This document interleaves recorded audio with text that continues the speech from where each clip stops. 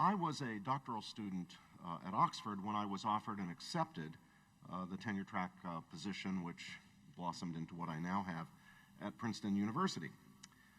One of my dearest friends was the dean of my college. My college is known as New College, though by the time I got there it was very old. New College was new in 1379, but the name stuck. The dean, whose name was John Cowan, was an Oxford don of the old school. His field was modern languages, and he was known as an excellent tutor, especially for students learning German and German literature. He was of the last generation of Oxford dons, for which having a doctorate was not a requirement or even an expectation, and he didn't have one. Nor was he a publishing scholar. He was also of the last generation for which scholarly publications were not considered necessary in an academic career, so long as one was a person of learning and an excellent teacher. I suspect that the last piece of academic writing John ever did was his final undergraduate examination when he was himself an Oxford student. As dean, he was the college's chief disciplinary officer. Now, the term disciplinary there includes all that it connotes for us, the responsibility for dealing with students who've gotten themselves into trouble for academic dishonesty or other offenses. But it also includes other things. The dean was what in an American university today we might call the vice president for student life, the official responsible for the overall well-being, the flourishing of students entrusted to the college or university's care.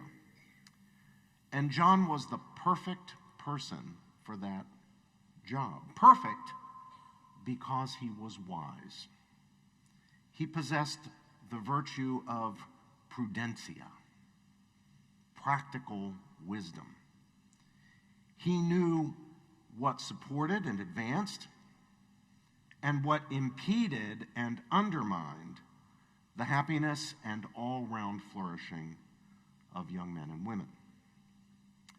Now, when my Princeton offer came through, his words of congratulation did not have to do with the intellectual eminence or the prestige of Princeton University, though he no doubt was aware of those things. No. What he said to me was this: "That's good, Robbie. I've never been to Princeton, but I've been told that it's a beautiful place. It's important to live in a beautiful place. It's good that you and Cindy will be bringing up your children in a beautiful place." Now, I remember John's words so vividly because no one else said anything of the kind to me. No one else said anything remotely like that. Generous words of congratulation flowed in from friends and acquaintances of every description, but my other well-wishers focused precisely on Princeton's intellectual standing and prestige.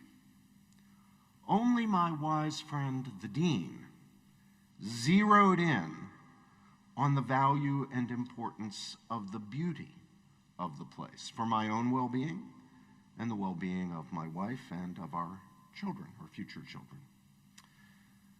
I must confess, though, that at the time, I failed to see the wisdom of his comment. I thought it was interesting, but only because it was unusual. As I say, he's the only person who said anything like that to me. And I suppose because I thought it reflected a certain charming, if quirky, sensibility. John was a charming and quirky guy, at least for the times in which he lived, precisely because he was an old-school character, a kind of relic of the past, a remnant of what I call the old Oxford.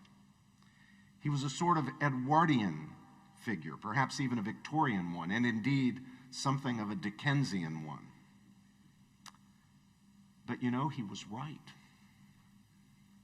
it's important to live in a beautiful place, or at least a place that's not ugly. It is something of value to children to be surrounded by beauty, to experience it, to appreciate it.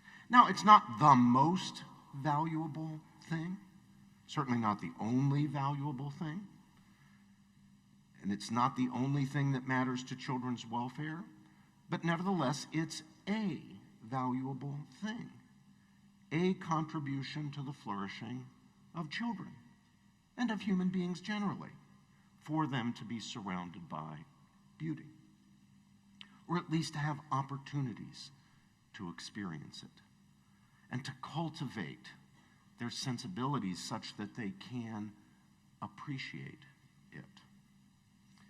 And that's because beauty, including beautiful form, is ennobling.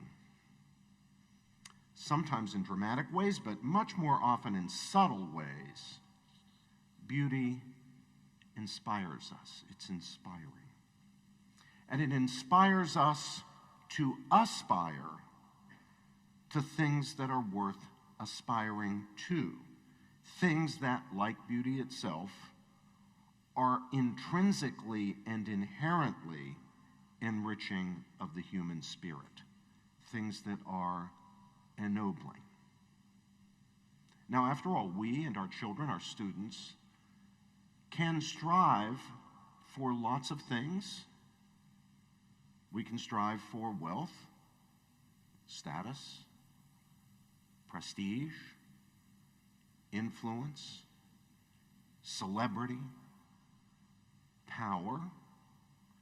And striving for those things isn't necessarily bad, because those are things that if you achieve them, if you obtain them, if you attain them, you can do good things with. You can do good things with wealth. You can do good things with power. You can do good things with influence. You can also, of course, do bad things with all of those things. But what I'm pointing to here, the distinction I'm drawing, is that those things to which so many of our students do aspire, maybe not so much your students, but my students, wealth, power, status, celebrity, influence, so many of those things are not things that are worthwhile for their own sakes. They're not bad in themselves, but they're not good in themselves. They are good instrumentally as means to other ends. Contrast those with things like beauty, though, that is good in itself and not simply as a means to other ends. More on that in a moment. As my own professional academic philosophical work and the work of others has sought to show, the human good, human well-being, human flourishing is variegated. There is not just one human good. There are rather many basic aspects of human well-being and fulfillment.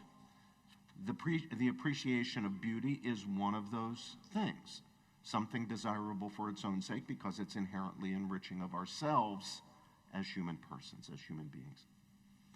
The pursuit of intellectual knowledge is another. The activity of friendship, in which we cooperate together, willing the good of the other for the sake of the other, is another basic aspect of human well-being and fulfillment. We don't seek a friend, we don't be a friend, we don't acquire a friend purely for instrumental purposes. If we did, what the heck kind of a friendship would that be? It might be a perfectly legitimate relationship, but it's not a friendship. It may be a business partnership, it might be transactional, there may be no immorality in it, but nevertheless, it's not a friendship. In a friendship, the friends value each other for the sake of the other. The friendship itself is the fundamentally valuable thing because it's intrinsically enriching of the human person. And a purely instrumental friendship is no friendship at all. And there are other basic human goods, basic aspects of human well-being and fulfillment. And these goods are basic in as much as they are reducible neither to each other nor to some other feature or factor that they have in common, but merely manifest differently. They are then irreducible. We predicate goodness of all the basic forms of human good, the appreciation of beauty, the pursuit of intellectual knowledge, the activity of friendship, the pursuit of virtue, our aspiring and longing for and achieving our relationship with God. We predicate goodness of all the basic human goods, not univocally, as the philosophers say, as if these goods were all of the same substance but differed only in accidental properties or appearances, but rather we predicate goodness of the different forms of human good analogically. Each of the basic human goods, or categories of basic human good, is a good in the sense that it is something worth having or doing, and that we can understand it to be worth having or doing, not merely as a means to some other end, but rather for its own sake, as an end in itself. Unlike money, power, wealth, status, prestige, medicine, insurance policies, basic human goods provide reasons for acting whose intelligibility to us as reasons depends on no further or deeper reason or sub-rational source of motivation to which they are mere means. In that way, basic human goods are intrinsic rather than merely instrumental goods. The value of instrumental goods, things like money and status and influence and power and medicine and insurance policies, is purely as means to other ends, ends that are extrinsic to themselves. You may buy the car with the money, but the money is extrinsic to the car, and the car is extrinsic to the money. Things that are intrinsically good, by contrast, are valuable for their own sakes, quite apart from and in addition to any instrumental value they might happen to have. It might be that because I happen to be a good friend of Jeremy's, and Jeremy is in tight with all the beautiful people, I'll get invited to the best parties or get job offers from the best institutions or what have you, but those are not what the friendship fundamentally is. Whatever instrumental value the friendship might have, what is basic about it, what's fundamental about it, what's defining of it, what makes it a friendship, is not those instrumental benefits. It's the intrinsic worth of the relationship of Jeremy and I willing the good of the other for the sake of the other as we cooperate in common projects like classical learning. So the fundamental value of friendship or knowledge or beauty is dependent on nothing beyond these things themselves. Now that's a bit difficult a concept for us 21st century Americans or Westerners to get hold of, because we are kind of practical people and we get very focused on the instrumental benefits of things. We're interested in how this is a means to that. And we don't focus enough on what is at the end of the chain of reasoning, where we're not focusing now on something that's merely a means to something else, but is the end to which other things are means: knowledge, friendship, beauty, virtue, so forth. A basic human good is something that provides an ultimate explanation or answer to the question, why would somebody do that? You know, I might take a job, a second job, a night job, flipping hamburgers at Burger King, or what's fashionable today, In-N-Out, Five Brothers, and take an extra job at night. Now, why would I do that? For its own sake? No. Who would do that for its own sake, right? When you've already got a job, you take an extra job at night. You don't do that for its own sake. Now, I might do that to make money, and that would make sense, right? We understand money, but do we want the money for its own sake? It would be weird to want money for its own sake. It would make you Ebenezer Scrooge. It would make you a miser, and not just, we wouldn't consider that just a moral issue. We'd consider that a psychological issue. I mean, a kind of fetishization of little green paper or Bitcoin or whatever. No, people want money. We understand the value of money because we understand the things you can buy with it. So let's say I'm taking the second job at In-N-Out Burgers late at night to make money, not just to have money, but to buy medicine. Okay, that makes sense because we know medicine can be very important. But does anybody want medicine for its own sake?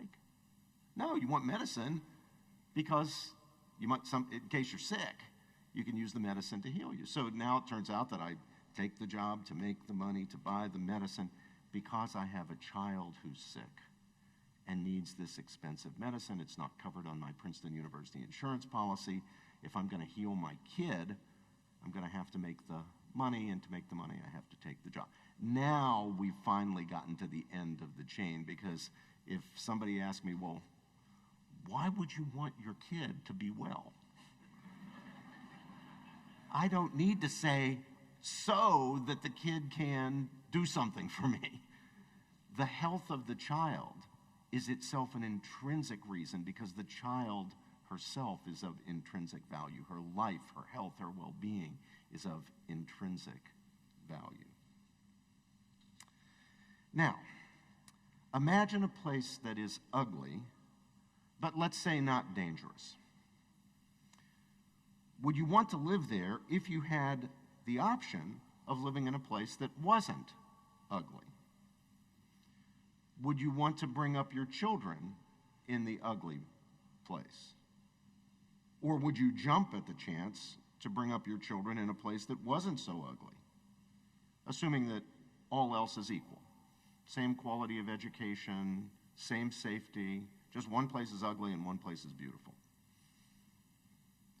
Would you be indifferent as between those options? No, I suspect you wouldn't be. I wouldn't be. I'd jump at the chance. You'd jump at the chance, other things being equal, to give your children, give my children, the benefit of growing up in beautiful surroundings. Now let's ask ourselves, why? Why would we make that choice?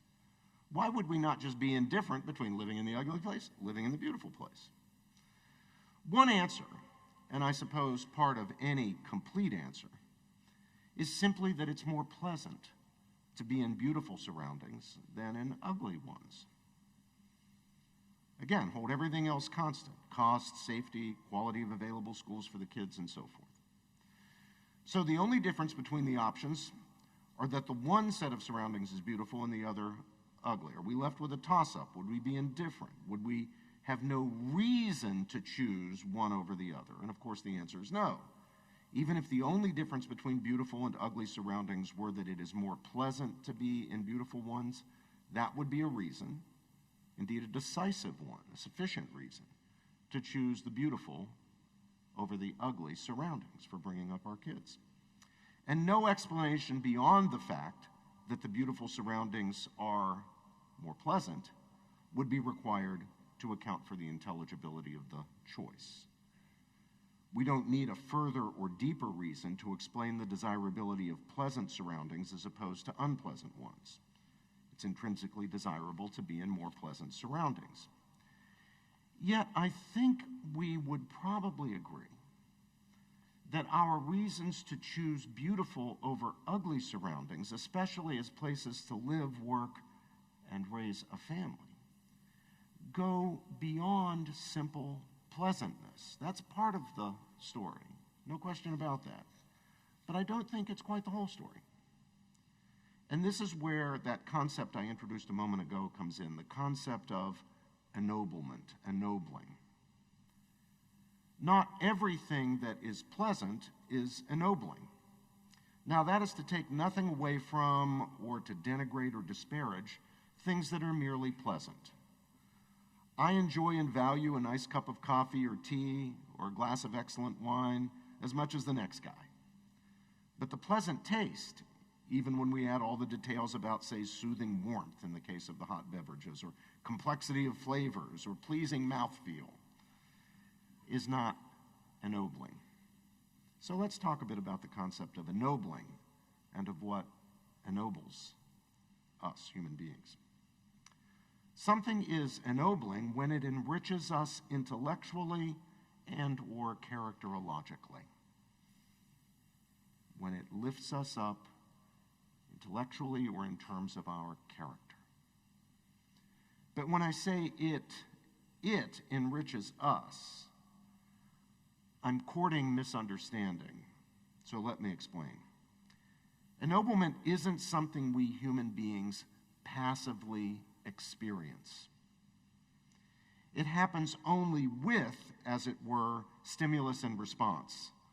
Although that way of putting it also courts misunderstanding by suggesting that it might be something mechanical when it is certainly nothing of the kind. Here's what I'm driving at. Something ennobles us when it prompts or invites us to be better, intellectually, morally, spiritually, to go higher in these domains of our lives. And when we respond to the prompt or the invitation by actively becoming better, doing what it takes to be better, to enrich ourselves, to allow ourselves to be enriched intellectually, morally, spiritually. Lots of things other than beauty are or can be ennobling, as I'm using the term here.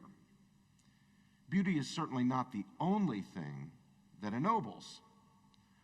What matters for our purposes today, though, in this conference where we're focusing on beauty, which is indeed a neglected topic in Christian and other circles, what matters for our purposes today is that beauty is ennobling. Not that it's the only ennobling thing. It's not the only ennobling thing. But it is an ennobling thing. It's among the things that ennoble us. When we perceive, contemplate, enjoy, appreciate something beautiful, it is enriching. And not merely because it's pleasing or pleasant. When beauty or anything else invites us to be better, to go higher, intellectually or morally or spiritually, and when we respond, we are ennobled. But the response is required.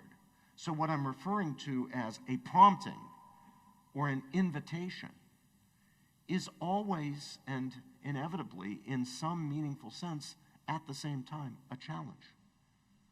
We can say beauty challenges us to be better, to rise higher when it comes to the intellectual and moral and spiritual dimensions of our lives. What I'm pointing to here is true whether the beauty we contemplate and appreciate is natural beauty, say the beauty of the sunset or of a landscape, or whether it's man-made beautiful forms, such as in painting, sculpture, architecture, music, as Stanton showed us, and so forth. I think it's the insight that is, or at least was once, behind the extraordinary efforts people made and the extraordinary lengths to which people went to make not only their homes and neighborhoods beautiful to the extent possible, but, and particularly, to make sure that institutions devoted to intellectual and spiritual life were beautiful. Think particularly of the architecture of churches and other houses of worship, and of universities, colleges, and schools. I say, with that lament you heard in my voice, was once, because today we are all familiar with churches, synagogues, buildings on colleges and university campuses, schoolhouses, and the like, that were evidently deliberately designed to be ugly. I don't know if the people, the architects and those commissioning them, don't know about the difference between the beautiful and the ugly, just haven't gotten the memo, or are aware of it at some level but don't think it's all that important, or whether they believe that there is some point to or value in having ugly churches and academic buildings. That's actually possible.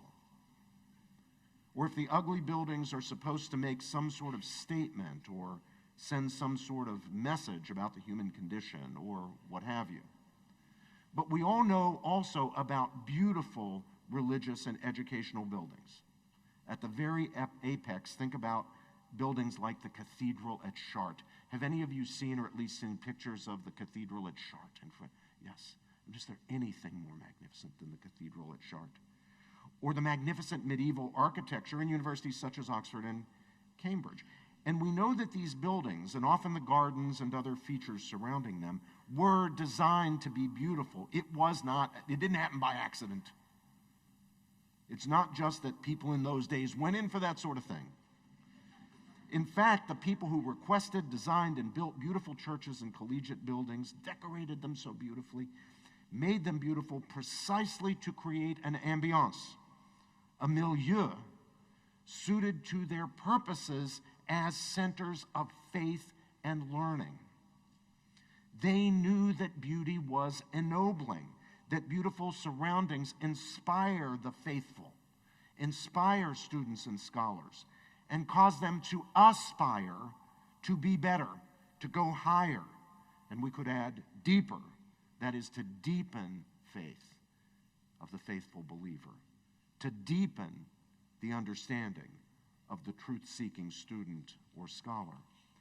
Now, the examples I particularly noted, the cathedral at Chartres, the colleges and other buildings at Oxford and Cambridge, happen to be medieval. But I don't mean by those choices, those examples, to suggest that only medieval architecture can be beautiful or ennobling or inspiring. Obviously, lots of different types of architecture from lots of different time periods and many, many different cultures and societies and civilizations can be beautiful, ennobling, and inspiring. The same, of course, is true with beautiful form in all media: drawing, painting, calligraphy, sculpture, music, poetry, and on and on. But beauty is in the eye of the beholder. No, it's not. There's nobody for whom the cathedral at Chartres, or Pachelbel's Canon in D minor, or Michelangelo's Pietà, or Dante's poetry is not beautiful. Same for Stanton's It's a Beautiful Thing. There's nobody for whom that music was not beautiful. Nor is there anybody for whom the rubble of Hiroshima or a pile of corpses in photographs taken by the soldiers who liberated Hitler's death camps is anything other than ugly in every sense. Now, this is not to say that true or even good art or even good architecture must be beautiful. Nor is it to deny that there are legitimate debates about whether this or that putatively beautiful thing is or is not in truth beautiful. There are legitimate debates. It's simply to say that beauty is not a purely subjective thing. It's not just a matter of taste.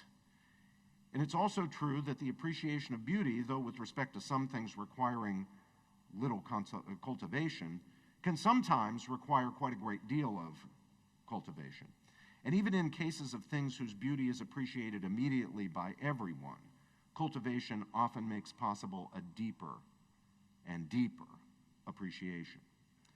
The appreciation of beauty, which is linked obviously to its capacity to ennoble and inspire, is not merely a matter of the intellect, but it undeniably has intellectual components. Human beings can critically appreciate beauty at all. It can ennoble us and inspire us because we are rational creatures. Oh yeah, it's because we are rational creatures. I say the same thing about love, by the way. That scandalizes my students. But it's true. I mean, the buck and the doe out there in the wood might have a good thing going, but it's not love. And it's not love because they are brute animals. They're not rational creatures. The same is true with beauty. Our emotions are integrated with and in the properly ordered soul, or if you insist personality, they are shaped, guided, and governed by our intellects. A beautiful brute animal, say a magnificent stag, in a beautiful woodland valley formed by beautiful mountains, cannot, we must assume, appreciate the beauty of his surroundings or be ennobled or inspired by them. But we can appreciate his beauty, especially in so beautiful a setting, and we can be ennobled and inspired by it. Now, having said all this, I do not want to overclaim. So let me return to something I said near the beginning. Beauty is not the only good thing, nor is it the highest good thing. Beauty, when we properly appreciate it, can be ennobling and inspiring, but by itself it cannot save us. Nor is it the answer to all the great existential questions, or the answer to all our problems, or even the magic cure for what ails us today, though more beauty and less ugliness would certainly help. If you had to make a choice for a child as to whether to have him raised by loving and virtuous parents in ugly circumstances and surroundings, or by gangsters in beautiful circumstances or surroundings, you would, of course, choose option one. But loving and virtuous parents, precisely because they are loving and virtuous, because they do want the best for their children, because they recognize that beauty is ennobling and that it can inspire people to aspire to be better and go higher intellectually, morally, and spiritually, will want to bring up their children in, to quote my friend the dean, a beautiful place, if they possibly can. And by the same token, while they will not want for their children an antiseptic environment where they never encounter the reality of ugliness, which is a reality in human affairs, those corpses in those photographs were real, the devastation in Hiroshima was real. They will want their children to know beauty and cultivate an appreciation of it.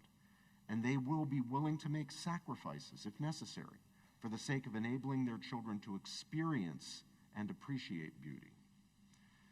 There are, alas, good parents, loving and virtuous parents, for whom circumstances are such that even with sacrifices, they are not able to escape conditions of ugliness, nor are they able to provide for their children many opportunities to experience and learn to appreciate beauty. This is tragic and should be taken by us as a challenge. Just as we should desire that all children be decently fed, looked after, kept safe, educated, be given opportunities for recreation, we should also desire for all children the experience of beauty so that they can come to appreciate and be ennobled and inspired by it. Now, just how to do this is a matter for discussion. There are many different ways, and I suspect all of us have a role to play. Perhaps such discussion should begin by recovering our sense of the importance of beauty, which is why we're having this conference, why the conference is on this theme. Precisely because it is more than merely pleasant. It is indeed ennobling and inspiring. And we need to recover our sense that beauty really is to be preferred to ugliness, that there really is a difference between the two, and that it's not just a matter of taste, like preferring chocolate ice cream to vanilla or tea to coffee. And I'll close, I'm out of time I see, but I want to close by going out on a limb. And I'll say to you that to the extent of your influence, to the extent of our influence, we should discourage, say, the building of ugly buildings and encourage the building of beautiful ones. I would especially strongly encourage people with influence at every and any level in religion and in education to use that influence to discourage the building of ugly churches and other houses of worship, and discourage the building of ugly buildings for or on or in educational institutions at every level, and to encourage building beautiful buildings again. Now, of course, we need to be careful not to take too narrow a conception of beauty, identifying it unreasonably narrowly with one particular tradition or period, say Renaissance Italian architecture or medieval European Gothic or what have you. We should not identify the beautiful simply with our tastes and preferences in beauty. Beauty is a house with many mansions. We should be truly broad-minded and pluralistic, recognizing beauty in its manifold forms. But when what is being proposed is ugly, or falls short of what is capable of inspiring people, especially young people, to aspire to be better and higher, we should not hesitate to say no. When someone is proposing to build for the religious congregation to which we belong what is in truth an ugly church, it's okay to say, it's right to say, no, we shouldn't accept that design. It's ugly. Politesse or fear of coming across as unsophisticated or out of step with the cognoscenti, the experts, the sophisticated people, the avant-garde, should not cause us to say of a proposal to build what is in fact an ugly church, oh, that's interesting, maybe it would be okay. If there's a debate about whether or not something, say the proposed design of a church, is or is not beautiful, join the debate. Express your point of view. Do it the way you should do it in any debate. That is, not dogmatically, not in a bullying spirit, certainly with a willingness to learn and to change your mind if persuasive reasons and arguments are provided. But don't simply yield to people who are the alleged aesthetic experts. Aesthetic expertise and the lack of aesthetic expertise are both, as it happens, rather democratically distributed. The ugly skyscrapers marring the skylines of so many of our cities today, and I don't think all skyscrapers are ugly, but there are some ugly ones. The ugly churches and synagogues, the ugly schools and buildings on college and university campuses, including in Oxford and Cambridge, I should add, that have been built over the course of the past 7 or so decades, that should tell you all you need to know about the aesthetic expertise of the so-called aesthetic experts. Just ask yourself the question, do such buildings ennoble anyone? Do they inspire us? Do they inspire our children to aspire to intellectual, moral, or spiritual excellence? Or do they send rather a different message about the human condition, about what we human beings are, what we are capable of, what we can achieve, what we should aspire to do and to be? And that, my friends, is really what it's all about. That's what the Dean of New College was saying to me when he said, it's important to live in a beautiful place. It wasn't the charmingly quirky view of a Victorian character out of a Dickens novel. It was true, practical wisdom, prudentia. Thank you.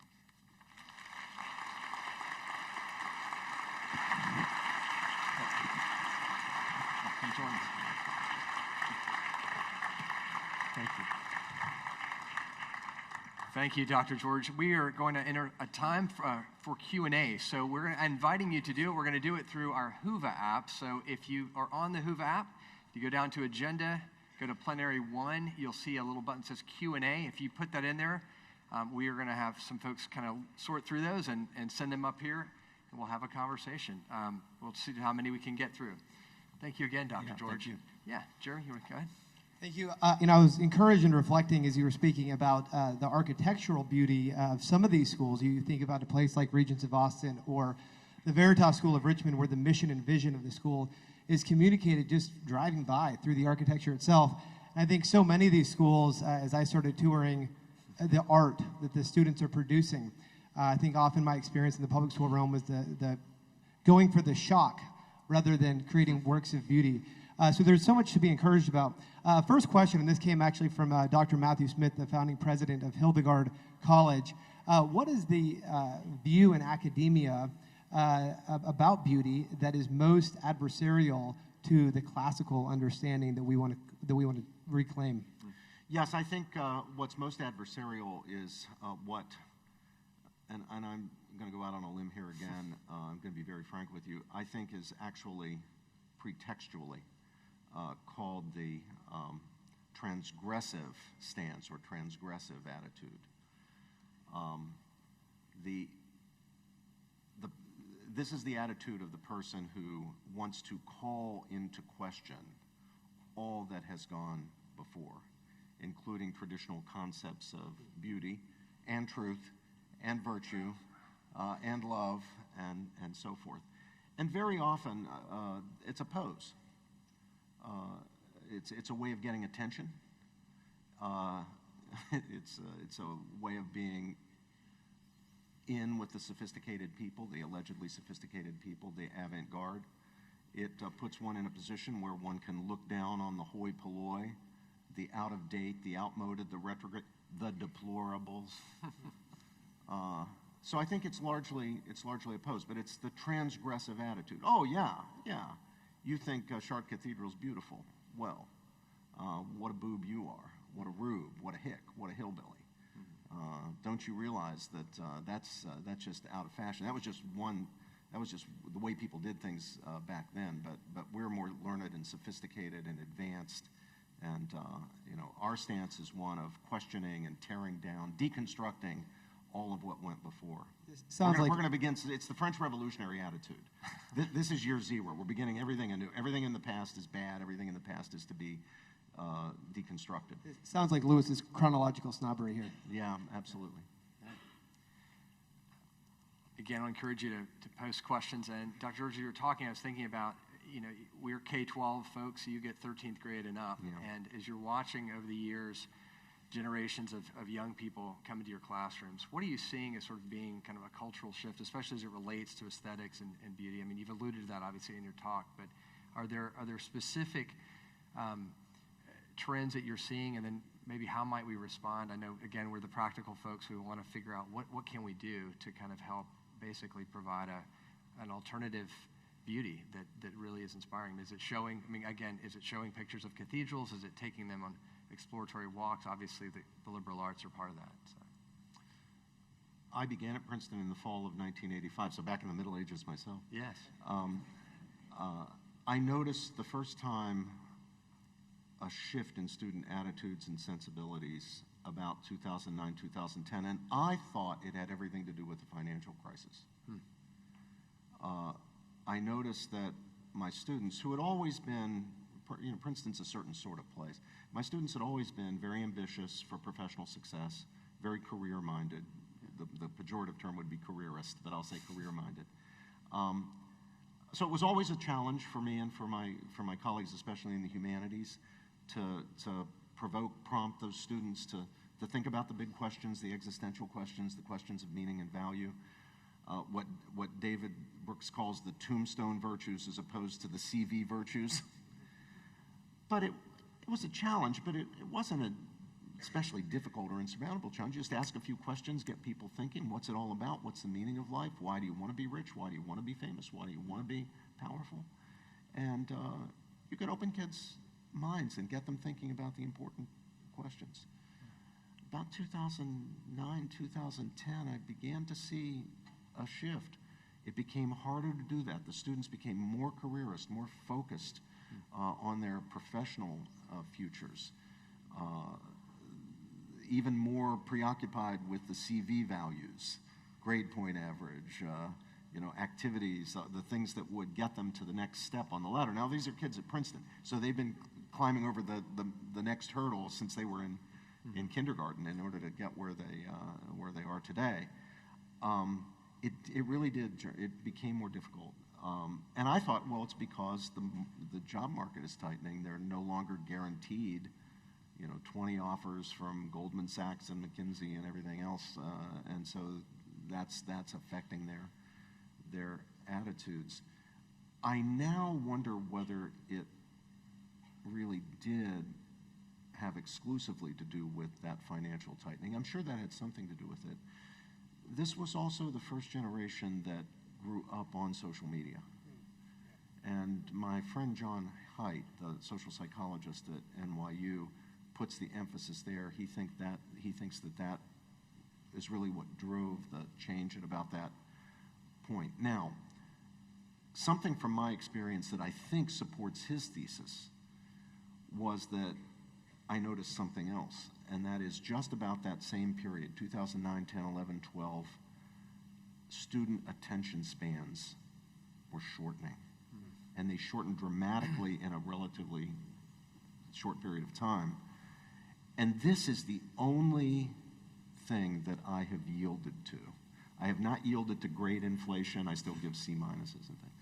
I haven't yielded. I demand a lot from my students, but even I, with my resistance to changes of this sort, have had to yield on the amount of reading I can assign. And I've yielded only because they beat me. Even my best students will not do the volume of, they just won't do the volume of reading that I could assign in 1994 or 2003. Something, and I'm assuming with the best, if the best students aren't doing it, I think they can't do it. I think they just run out of gas. The attention span has shortened. And that can't be the financial crisis of 2008, 2009. So John Haidt's probably right that the social media phenomenon is having an impact. And one of those, I suspect, is in shortening the attention span of students. But having said all that, people like me and people like you, we still have to do what we have to do. We still have to provoke those students to think about the big questions, the existential questions, the questions of meaning and value, the religious questions, the moral questions, the big spiritual questions. We need to expose them to the best that's been thought and said about those questions. We have to somehow get their focus off the careerist stuff, off the CV virtues of wealth and power and status and influence and so forth, and back on faith, friendship, family, God, integrity, honesty, the tombstone virtues. Yeah. So we're getting questions coming in. Thanks for sending these. So this one, Professor George, you are a dad. For young dads, what moments of beauty do you suggest they see as we raise them? And then kind of related to that, are men, this is actually a totally different question, but are men being socialized not to discuss beauty? So maybe just as a father, we're already kind of predisposed not to discuss it, but what's been practical maybe for you as well? Well, I think the dean turned out to be right, that it was an advantage for my wife and for me to be bringing up our children in a beautiful town, among beautiful buildings. Now, we've got some ugly ones, those that have been built in the last 30, 40, 50 years have not all been beautiful, but we built some beautiful new buildings, we built some ugly new buildings. But the old buildings are very beautiful, and the town is beautiful. It's just a beautiful setting.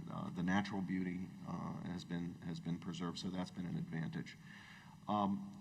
Some of you, I'm sure, from cities and larger towns, and others are from small towns and rural areas. If you're from cities and large towns, I think getting your kids out into nature really is important. Doing that on a regular basis, and in a way that enables, you can't do this too heavy-handedly, your kids won't allow you to, but in a way, subtly, you guys know how to do it, your moms and dads, cultivate the kids' sense of the splendor, the grandeur, the beauty of things. Not just the magnificent things that hit them right away, like, the magnificent sunset on a particular day that they'd never seen before, and it just grabs them. Even the beauty of the little brook, the beauty of the brook trout. Those kinds of things. Also, culturally, we made an effort, and I'm glad we did, to expose our kids to the great works of art and great works of music when they got a little older, to literature. And I think it was the right thing to do. And I think it's paid off for both my kids. Neither of my kids went into anything aesthetic. My daughter is an international relations scholar, and my son is a real estate entrepreneur. But their lives have, I think, been enriched and shaped by the experiences they've had, and I think our efforts to help them to cultivate an appreciation of natural and man-made beauty and beauty across the various arts did pay off. The fathers thing? Yeah, look, we're failing boys. If you have not read Christina Summers, she's old school feminist. She's not somebody who would you would think of as a conservative in any way, although she's at the American Enterprise Institute. I'm not sure she's a believer. I just don't know what her religious views are. But she's written a very important book called The War on Boys. And we are failing our boys big time. Even if you just look at pretty rough indicators, even admissions, I think Princeton was the last of the Ivies to have slightly more boys than girls admitted. It's now the other way. We now have slightly more girls than boys, and that's consistent year in and year out. And as you go from the super elite institutions to the next tier and the next tier, and going down the tiers, the disparities or the disproportions become greater. Boys are not attaining intellectually what they should be. The girls are massively outperforming them at just about every level. Boys obviously are getting into an awful lot of trouble. If you look at the indicia of dysfunction, the situation with boys is very bad. It's distorting the marriage market. It's hard for girls to find boys to marry, really marriageable young men. We've got a problem here.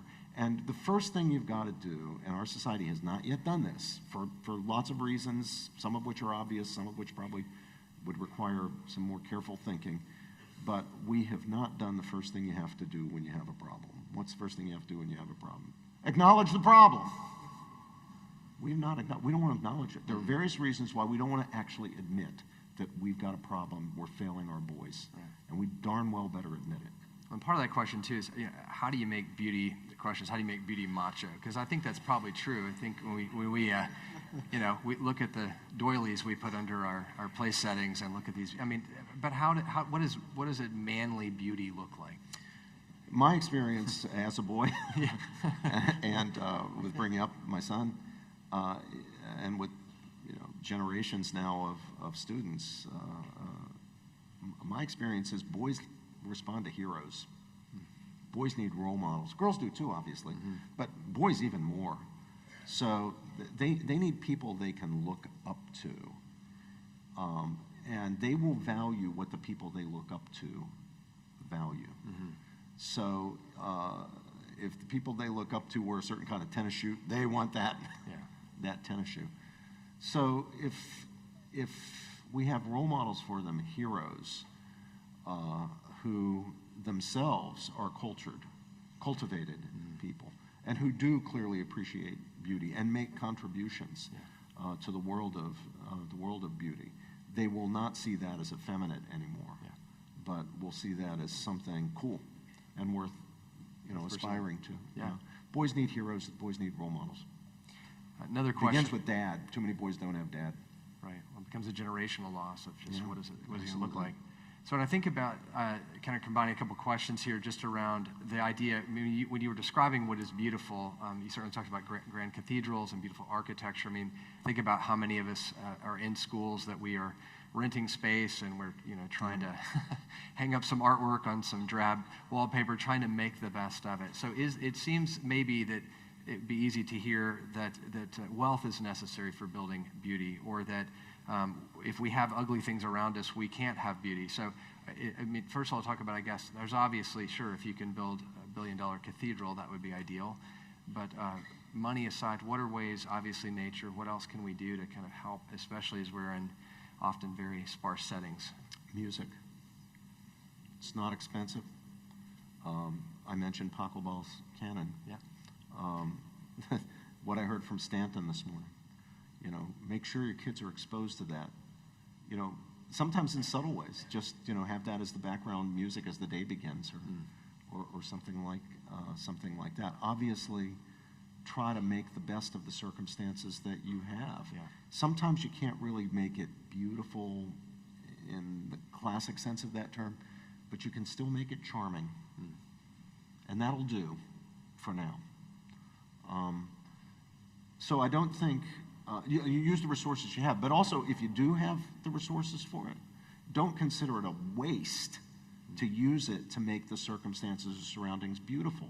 That's this American pragmatism thing that's a problem. We think, oh, it's a waste of money. That's just aesthetic. That's a waste of money. No, it's not a waste of money. You're cultivating a sensibility. You're creating circumstances of inspiration, which will lead to aspiration. Go ahead.